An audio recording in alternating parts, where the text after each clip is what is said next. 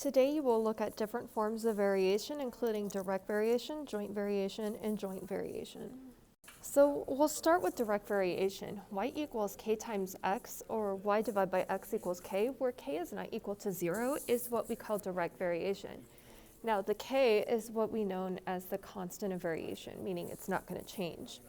And if we look at the box off to the right, there are other statements that mean direct variation. For example, y varies directly with x. Y is directly proportional to x, or y equals k times x for some non-zero constant k. So in our first example, we're going to determine whether each function varies directly with x, and if it does, we're going to write the function rule. So something to keep in mind, we know y equals k times x is direct variation, and if we want to make sure our constant is the same, to solve for k, you divide both sides by x. So all we're going to do here is we're going to divide y by x. So 2 divided by 1, that gives me 2. 6 divided by 3, that gives me 2. 8 divided by 4, that gives us 2. So the next thing we have to ask ourselves, do these numbers all match? And in this case, they do. So we say yes, direct. And then our equation is y equals 2x, because the 2 is the constant. Now let's look at letter B. Remember, we said y equals k times x is direct variation, or the constant is equal to y divided by x. So we have 10 divided by 1, well that's 10. 22 divided by 2, well that's 11, right? So because these numbers do not match, we do not have direct variation. So since k is not constant,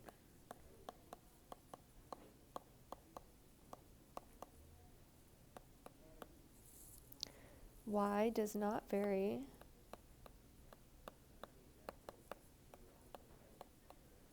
directly with x.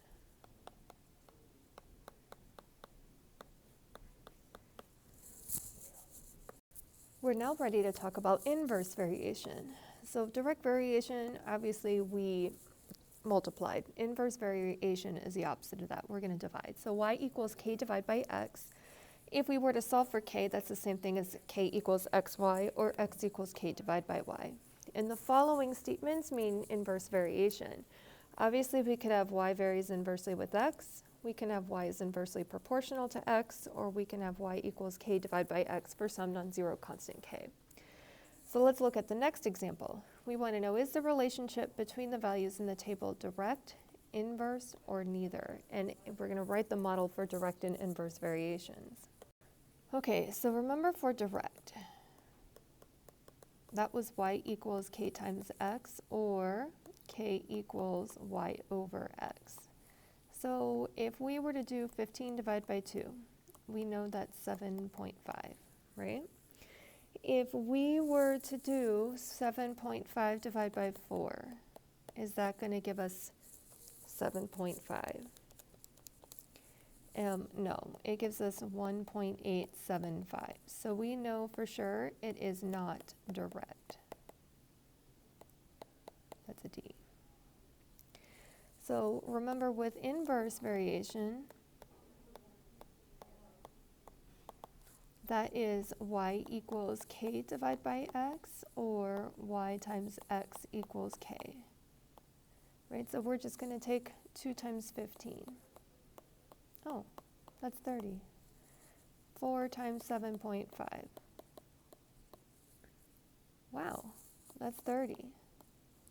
10 times 3. Ooh, that's 30. And 15 times 2. Yep, that's 30. So this one is inverse. And we have y equals 30 over x. 30 is the constant.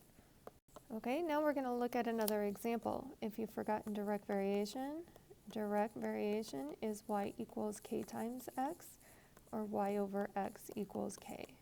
So if we look here, we'll have 10 divided by 2, well that's 5. 8 divided by 4, well that's 2. That means this one is not direct. So now remember, for inverse variation, that's y equals k over x, or k equals yx. We know 2 times 10, well, that's 20. Okay, and then we have 4 times 8. Well, that's 32. So because those numbers don't match, we know it is not inverse. So this one is neither.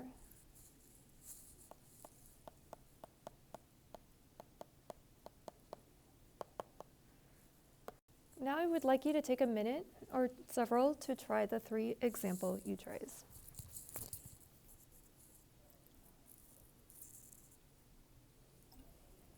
Hopefully for A, you found direct y equals 40x, inverse is y equals 8 over x, and C was neither. So now we're ready to talk about joint variation. So joint variation is when a quantity varies directly as the product of 2 or more other quantities. Commonly that's z equals k times xy. And then we can have all kinds of rando combined variation. Notice we can have z varies jointly with x and y, z equals kxy. We can have z varies jointly with x and y and inversely with w. So jointly means product, so x and y is multiplied with k.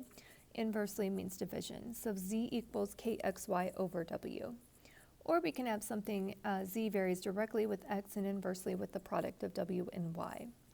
Okay, so z equals kx, because that's the direct variation, and inversely with the product of wy would be the denominator.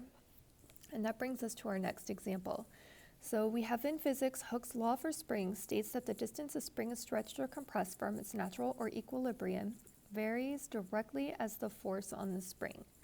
Okay, so I like to underline key information when I'm doing problems with context. Notice it says distance is measured in inches or meters, and force is measured in pounds or newtons. 1 newton is equivalent to 0.225 pound. Apply the concept of direct variation to find an equation relating the distance stretched or compressed to the force applied. Okay, so what that means we're going to do is we know length varies directly with the force of the spring. And we're going to say d is distance stretched, F is force, and K is our constant. Okay, so therefore our equation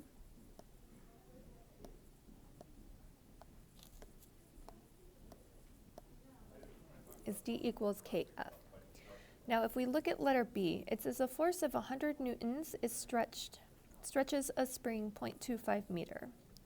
Okay, so that's important, a force. Force is what letter again? Looks like F. And we know the distance is 0.25 meter, okay? And notice we need to find our constant of variation. So what we will do next is we will plug 0.25 in for D, from this previous here, right? That's D. And then notice the 100 is in for F, and then we solve for K, and we do get this decimal 0.0025. Now we can answer the next question. How far will a force of 80 newtons stretch the spring? So all we have to do now is replace the force with 80 and simplify, and we do get 0.2 meters.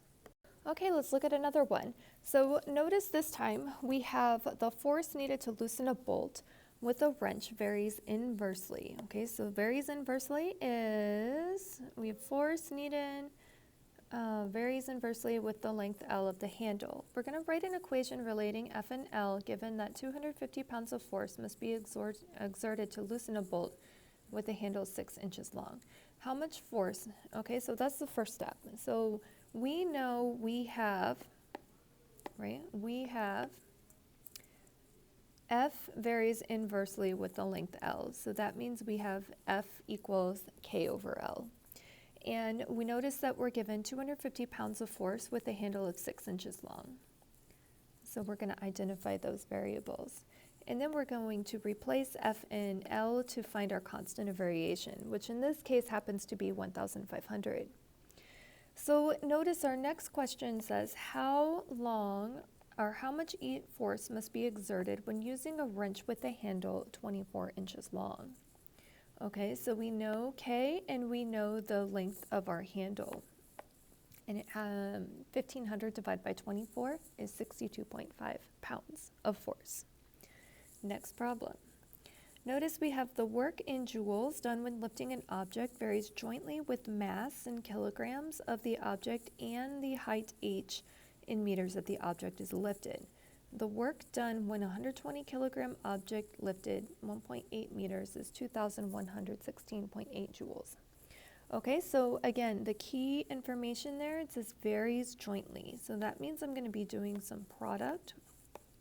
And we know before varies jointly, we have the work. So we're going to say W equals K, and then we have our mass, and then we have the height. Okay, so notice we also have 100 kilogram object. What is that? Oh, well, that would be weight, that would be mass. And then we have is lifted 1.8 meters. That would be our height, and then the joules is our work. So I like to identify what our variables mean. And now we're ready to solve for a constant of variation. Okay, so we're going to set it up as so, and then we're going to solve for K. When we solve for K,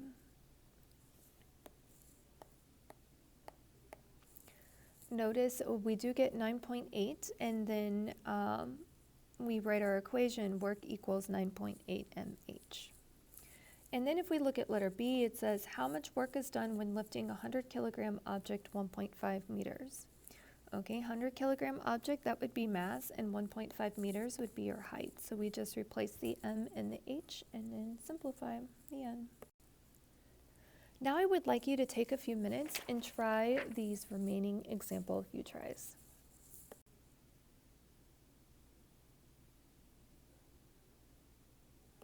Okay, so hopefully for the nut problem, you did get 20 kilograms to cost $112.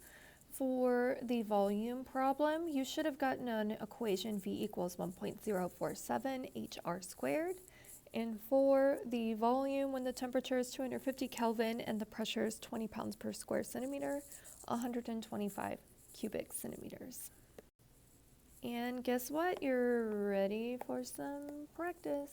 The end.